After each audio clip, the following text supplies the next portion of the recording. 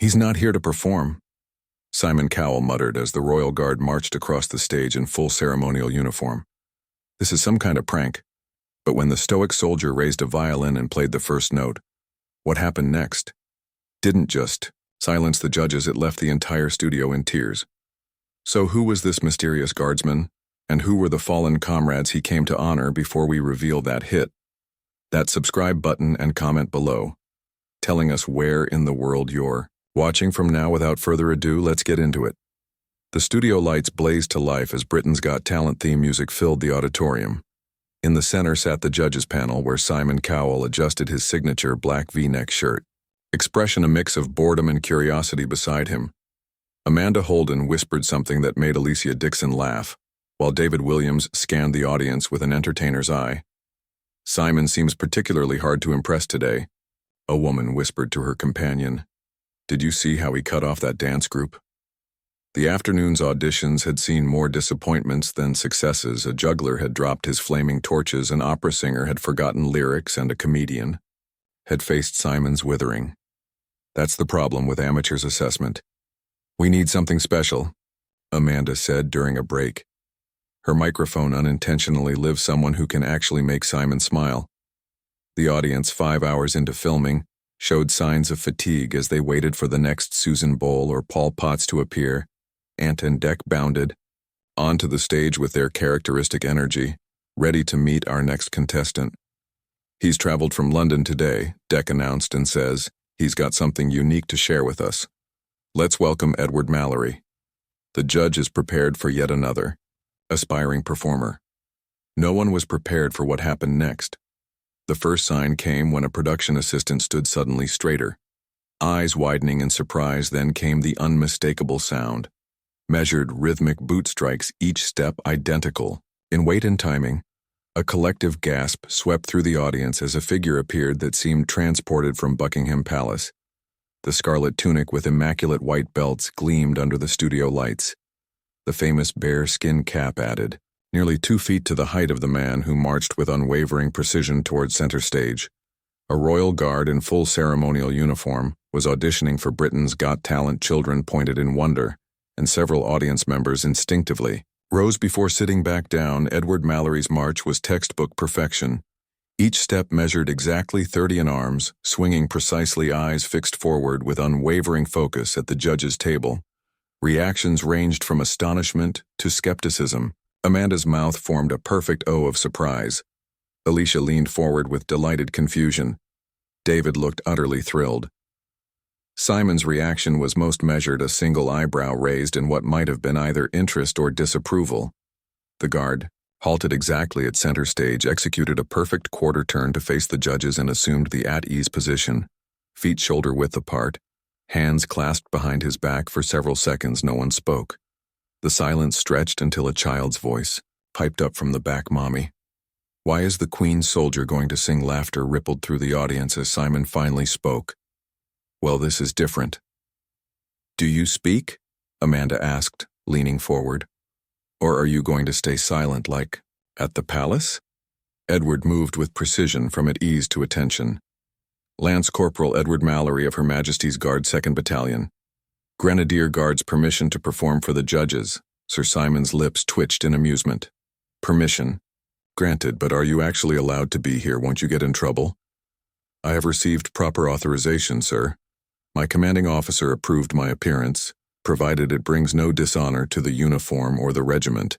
"And what exactly are you planning to do?" Simon pressed, gesturing to the case Edward held.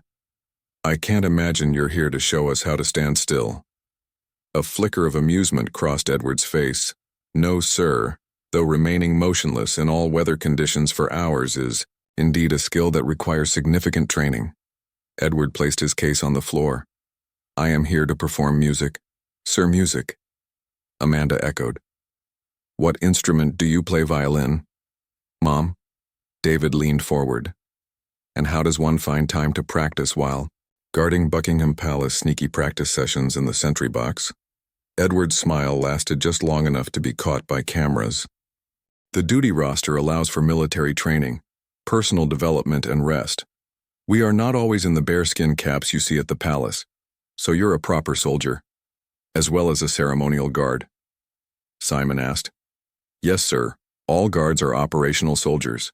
First ceremonial guard second. Many of us have seen active combat between rotations of ceremonial duty." Something in Edward's tone caught Amanda's attention. "Have you served overseas?"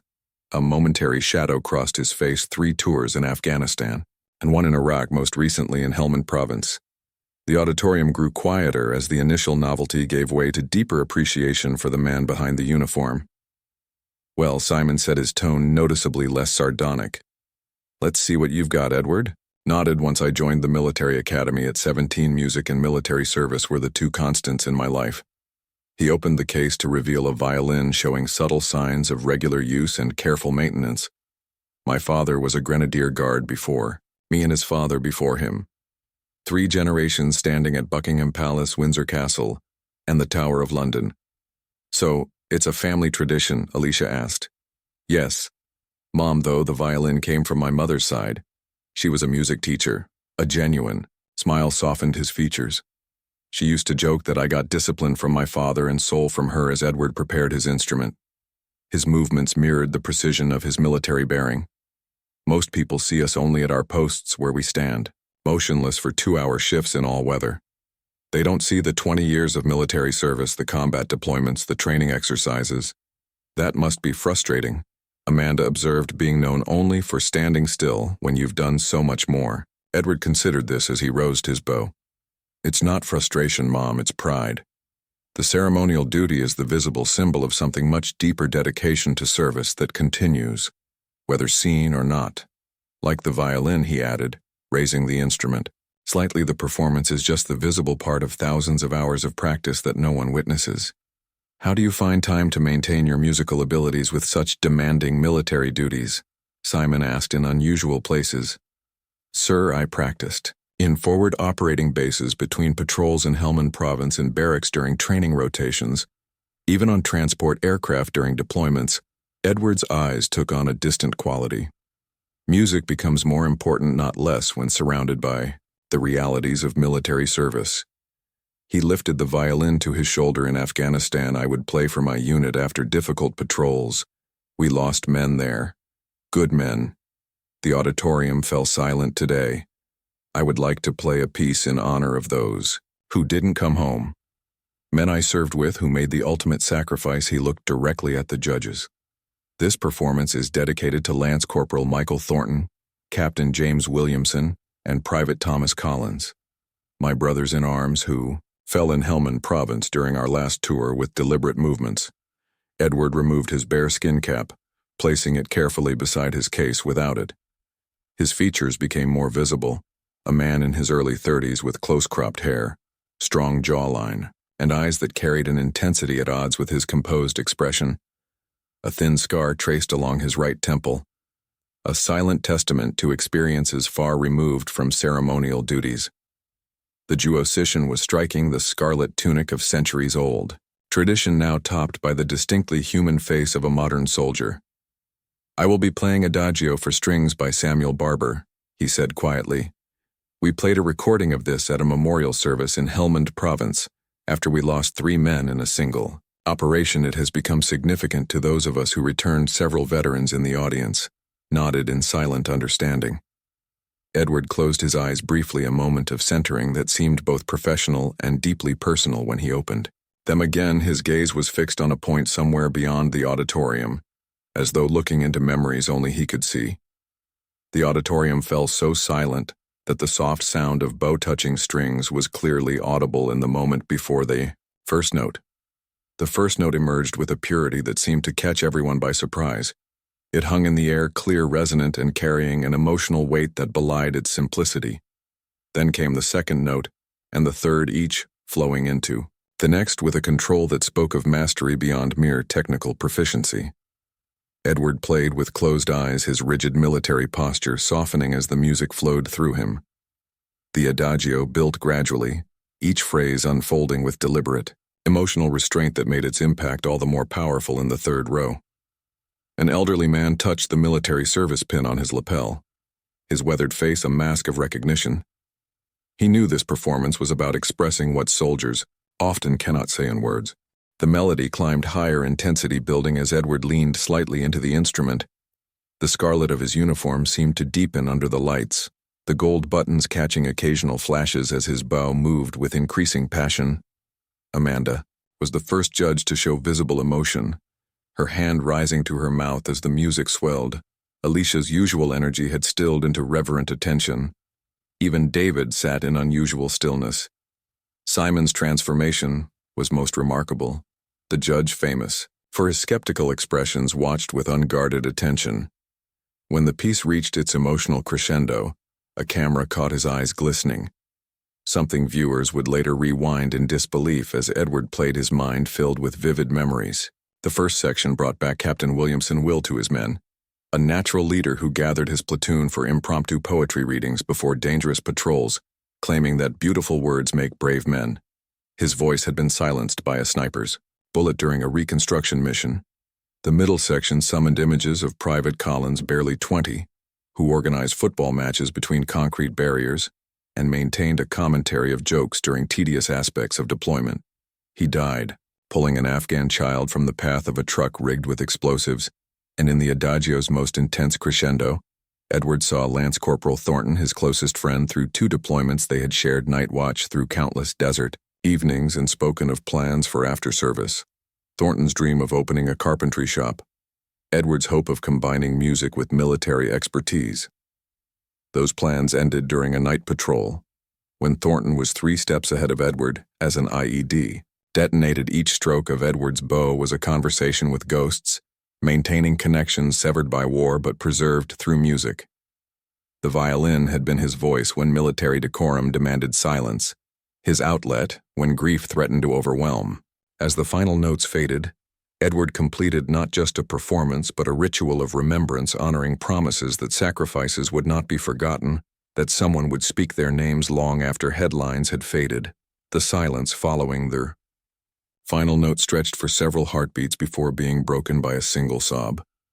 Then, as if released from a spell, the entire auditorium erupted into applause that built from appreciative to thunderous. People rose to their feet in waves. Edward remained motionless at attention, acknowledging the ovation only with a slight inclination of his head. His military bearing had returned fully, the vulnerable musician once again contained within the disciplined exterior of the Royal Guard. Amanda made no attempt to hide the tears streaming down her face. Alicia stood applauding her composure transformed by emotion. David had risen as well, his expression uncharacteristically solemn. Simon remained seated, but was applauding with genuine appreciation, his typically guarded expression replaced by undisguised respect. The cameras caught unmistakable moisture in his eyes as the applause began to subside.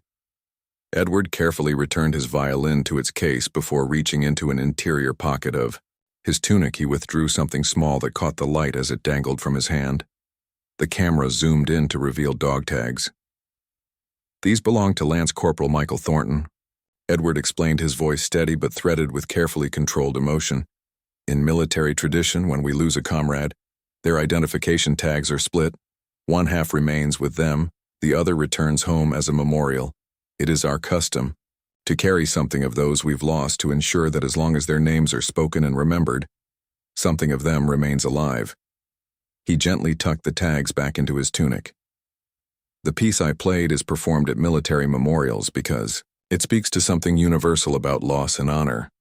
But for those of us who served together, it carries specific memories of specific people. When I stand guard at Buckingham Palace, I carry these tags with me during every 2-hour shift when summer heat makes the bearskin cap nearly unbearable, or winter winds cut through our tunics.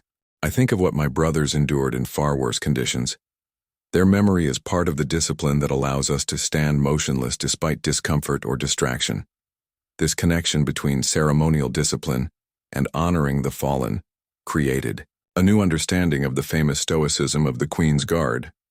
What tourists often viewed as an amusing challenge was revealed as something far more meaningful, a daily demonstration of the self-mastery that defines military service. I began playing violin at age 6, Edward continued. But it was in Afghanistan that music became something vital to me. Our unit was stationed at a forward operating base in Helmand Province. The routine was grueling, constant vigilance punctuated by moments of extreme Danger, 3 months into my second tour. We lost Captain Williamson during what should have been a routine patrol. He was a brilliant officer respected by everyone. The night after his memorial service, I couldn't sleep. I retrieved my violin and found a quiet corner of the base to play I hadn't intended for anyone to hear. But soldiers are always alert to unusual sounds. A genuine smile crossed his face at the memory. By the time I finished the first piece, half a dozen men had silently gathered. Nearby, no one spoke. When I finally stopped, Staff Sergeant Richard simply said, "Same time tomorrow, Mallory." It became a nightly tradition, so you became the entertainment, Simon asked. Not entertainment, Sir Edward corrected gently. Something closer to communion in a combat zone. Emotional expression becomes complicated military culture, values, stoicism. My violin became a surrogate voice expressing what many felt but couldn't articulate.